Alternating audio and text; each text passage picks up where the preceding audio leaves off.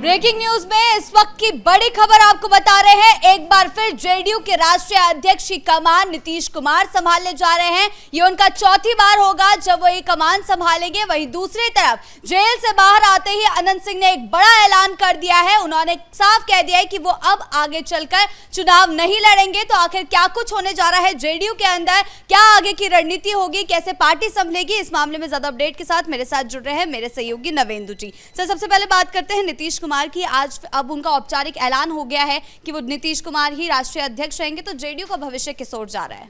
नहीं, देखिए, नीतीश कुमार को लेकर पहले से ये तय था। जब उन्होंने फॉर्म भरा था, उनकी तरफ से संजय झा ने नॉमिनेशन का फॉर्म फिल किया था और कहा गया था कि अगर 24 तारीख तक कोई और नामांकन नहीं देता है, या नामांकन की जो वापस लेने की आखिरी तारीख है वो आज की तारीख है, किसी ने नॉमिनेशन दाखिल नहीं किया, क्योंकि सबको मालूम था कि नीतीश कुमार ही जेडीयू के चेहरा थे, जेडीयू के चेहरे हैं और आगे भी नीतीश के नाम पर ही जेडीयू की सियासत चलेगी। यानी जेडीयू मतलब नीतीश और नीतीश मतलब जेडीयू। और ये सही भी है कि आज जेडीयू की कल्पना बिना नीतीश कुमार के आप कर नहीं सकते। तो यहां से बिहार की राजनीति में बहुत बड़ा बदलाव होने तो जा रहा है, क्योंकि प्रदेश को नया सीएम मिलने वाला है और मुख्यमंत्री बीजेपी का होगा। लेकिन नीतीश दिल्ली जा रहे हैं, लेकिन संजय झा का बड़ा बयान भी आया है कि नीतीश सिर्फ संसद के समय में दिल्ली में रहेंगे, बाकी समय वो पटना में गुजारेंगे। और जिस तरीके से समृद्धि यात्रा में नीतीश कुमार बार बार ये ऐलान कर रहे हैं कि हमने जो वादा किया है, हमने जो जनता से घोषणाएं की हैं, उन वादों को हम अगले 5 साल में पूरा करेंगे। यानी नीतीश कमान छोड़ने के मूड में नहीं है। मुख्यमंत्री की कुर्सी वो छोड़ सकते हैं, लेकिन गठबंधन के एक बड़े नेता के तौर पर वो अब भी बिहार में स्थापित रहेंगे और जेडीयू की राजनीति की दिशा और दशा दोनों नीतीश ही तय करेंगे। आने वाले समय में निशांत कुमार, जिनकी ताजपोशी हो चुकी है, उनको और मजबूती से तैयार किया जाएगा कि उनको नीतीश पार्ट 2 बनाया जाए। और इसके लिए नीतीश कुमार लगातार उनको ट्रेनिंग भी दे रहे हैं। और पटना की गांधी मैदान की तस्वीरें इस बात की गवाही दे रही थी कि नीतीश कुमार ने किस तरह से राजनीति में बड़ा दांव खेलते हुए खुद के कदम को पीछे छोड़ा और निशांत को जानबूझकर आगे बढ़ाया, ताकि नीतीश के जाने के बाद जो स्पेस बचेगा उस स्पेस पर बीजेपी कब्जा नहीं कर पाए। और इसके लिए निशांत कुमार को पॉलिटिकल तौर पर मैच्योर करना बेहद जरूरी है। और इसलिए उन्होंने निशांत की एंट्री ऐसे समय में कराई जब जेडीयू के भीतर से लगातार ये आवाज उठ रही थी कि अब जेडीयू को निशांत कुमार की जरूरत है, क्योंकि नीतीश कुमार की स्वास्थ्य को लेकर थोड़ी बहुत बातें चल रही थी। और जिस तरीके से बीजेपी बिहार की सियासत में लगातार हावी होती जा रही थी गठबंधन में, अगर निशांत नहीं आते तो हो सकता था गठबंधन का स्वरूप कुछ और होता। लेकिन निशांत का आगमन हुआ और नीतीश कुमार ने फॉर्म भी भर दिया। अब वो पार्टी के एक बार फिर से बॉस बनने जा रहे हैं और जेडीयू के सबसे बड़े चेहरे के तौर पर आज भी नीतीश बिहार की सियासत में पूरी तरह से अडिग रहेंगे, अटल रहेंगे। और यही चीज एनडीए के लिए आने वाले समय में एक मजबूती का भी काम करेगा और दूसरी तरफ जेडीयू को एकजुट रखने में भी बड़ी भूमिका निभाएगा, क्योंकि नीतीश के नाम से ही जेडीयू एकजुट रहेगी। बाकी दूसरा कोई नेता नहीं है जो कि जेडीयू को एकजुट कर पाए। और अभी निशांत को राजनीतिक तौर पर बहुत चीजें सीखने की जरूरत है और इन चीजों को सीखने के लिए नीतीश कुमार की छाव में उनका रहना बहुत जरूरी है। और यह तभी हो पाएगा जब नीतीश कुमार सियासी तौर पर सक्रिय रहेंगे और निशांत की देखरेख अपने अंडर करेंगे, निशांत को सिखाएंगे, राजनीति के गुर सिखाएंगे और उनको बताएंगे कैसे उनको जनता के बीच में खुद को ढालना है, कैसे नई सरकार का हिस्सा बनना है, कैसे उनको एक बेहतर ईमानदार राजनेता के तौर पर खुद को स्थापित करना है। यानी नीतीश कुमार अपनी जो तमाम चीजें उनके भीतर है वो निशांत कुमार को सौंपना चाहते हैं। और अब वो पार्टी के जब राष्ट्रीय अध्यक्ष होंगे तो ये तय मानकर चलिए कि नीतीश 1 और निशांत नंबर 2, ये जेडीयू का नया स्वरूप होगा और यहां से आगे की राजनीति तय होगी। लेकिन इतना तय हो चुका है कि बिहार की राजनीति में जो लोग ये सोच रहे थे कि नीतीश कुमार अब डिरेल हो चुके हैं, बहुत पीछे जा चुके हैं, वो बहुत बड़े मुगालते में जी रहे थे, अब ये चीजें फिर से उठ खड़ी हुई है और नीतीश एक बार फिर से शक्तिशाली होकर सामने आए हैं। सर, सिर्फ जेडीयू और निशांत का ही नहीं, बीजेपी की तरफ से भी ये बयान आया है कि एनडीए का जो आगे का रोड मैप होगा या बिहार का जो भी नया सीएम बनेगा वो नीतीश के नक्शो कदम पर ही चलेगा। वो इसलिए क्योंकि नीतीश कुमार के नाम पर चुनाव लड़ा गया था, नीतीश कुमार के चेहरे पर चुनाव लड़ा गया था, नीतीश के नारे पर चुनाव लड़ा गया था, 25 से 30 फिर से नीतीश। और नीतीश के नाम पर जनता ने वोट भी दिया था, नीतीश के नाम पर महिलाओं ने मुहर लगाई थी और नीतीश के नाम पर ही सुशासन, जंगल राज बनाम सुशासन के तौर पर चुनाव को देखा गया था। इन तमाम चीजों को अगर बारीकियों से समझें, देखें और इसकी गहराई में जाएं तो आपको पता चलेगा कि बिहार की राजनीति नीतीश कुमार को छोड़ ही नहीं रही है।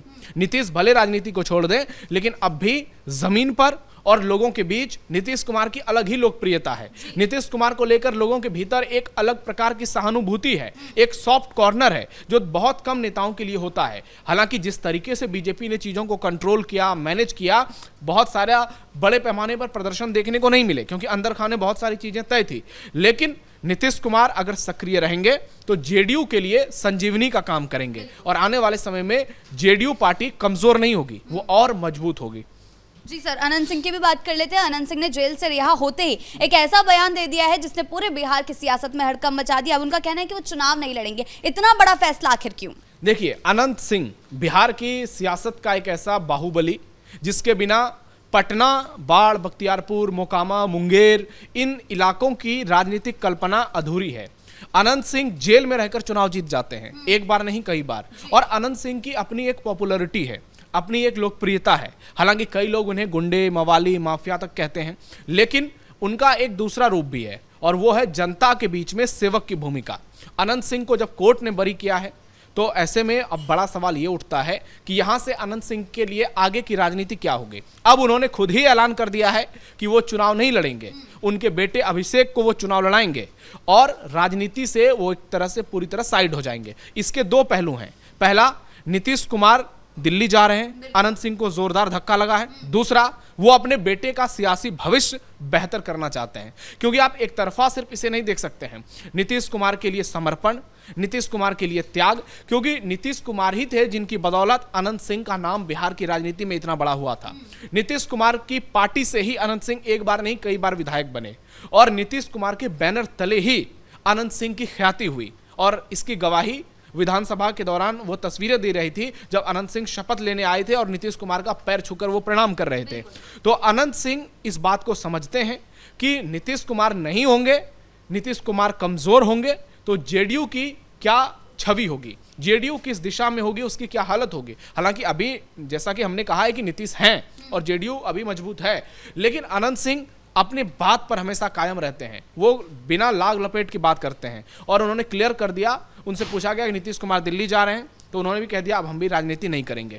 तो ऐसे में अनंत सिंह की हो सकता है पॉलिटिकल पारी अंत हो चुका है और उन्होंने एक तरह से ऐलान ही कर दिया है राजनीतिक संन्यास का। सर, जिस तरीके से जेल से बाहर आते ही इस तरीके का धूम धड़ाका देखा गया, इतनी पॉपुलैरिटी अनंत सिंह की है, चाहे वो गुंडे मवाली की श्रेणी में उनको बोला जाता है कि वो गुंडे हैं, जो भी है, लेकिन जिस तरीके से उनके समर्थकों में खुशी है, उनके समर्थक उनको मानते हैं, आखिर इस तरह उनका इतना बड़ा फैसला लेना कितना झटका है उनके समर्थकों के लिए? देखिए, झटका इसलिए नहीं होगा क्योंकि वो दूसरा विकल्प छोड़कर जा रहे हैं। वो कह रहे हैं कि मेरे बाद मेरा बेटा लड़ेगा, यानी अनंत सिंह एक तो अपनी विरासत को अपने बेटे को सौंप रहे हैं, दूसरा लोगों को ये मैसेज दे रहे हैं कि अनंत सिंह भले राजनीति से साइड रहेंगे लेकिन रिमोट उनके हाथ में रहेगा। अगर उनका बेटा होगा तो उनके परिवार का सदस्य होगा और इससे फिर ज्यादा दिक्कत परेशानी नहीं होगी क्योंकि अनंत सिंह ये भी चाहते हैं कि वो समय रहते अपने बेटे को जेडीयू में स्थापित कर दें, एनडीए में स्थापित कर दें, ताकि आगे आने वाले समय में वहां से फिर उनको बहुत ज्यादा माथापच्ची ना करना पड़े, निशांत कुमार जैसी हालत ना हो कि जबरदस्ती उनको राजनीति में लाया जाए।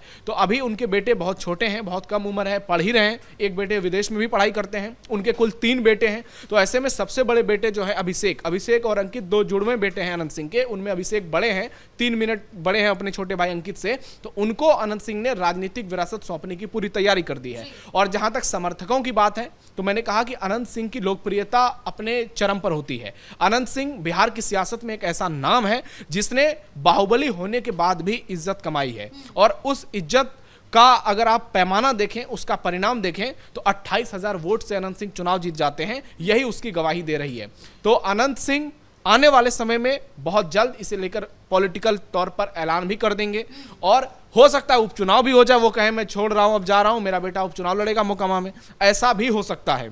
तो किसी भी संभावना से आप इनकार नहीं कर सकते। और अनंत सिंह की दीवानगी देखिए, आज 120 किलोमीटर का रोड शो है पटना से मोकामा तक का और उसमें हजारों गाड़ियां रहेंगी काफिले में, लाखों लोग रहेंगे और रसगुल्ले तो कल से बट रहे हैं, मिठाइयां कल से बट रही है। पटना आवास पर जमकर कर जश्न मनाया गया क्योंकि वो जेल से सीधा पटना आवास आए और जैसे ही जेल से निकले उनके चाहने वालों की अलग ही दीवानगी नजर आ रही थी, अनंत सिंह को लेकर बेताबी नजर आ रही थी क्योंकि अनंत सिंह जब बाहर आते हैं तो उनके समर्थक खुद को बहुत स्ट्रांग महसूस करते हैं, बहुत मजबूत महसूस करते हैं। उनको लगता है कि उनके ऊपर किसी ऐसे व्यक्ति का हाथ है कि उनका कोई कुछ बिगाड़ नहीं सकता है।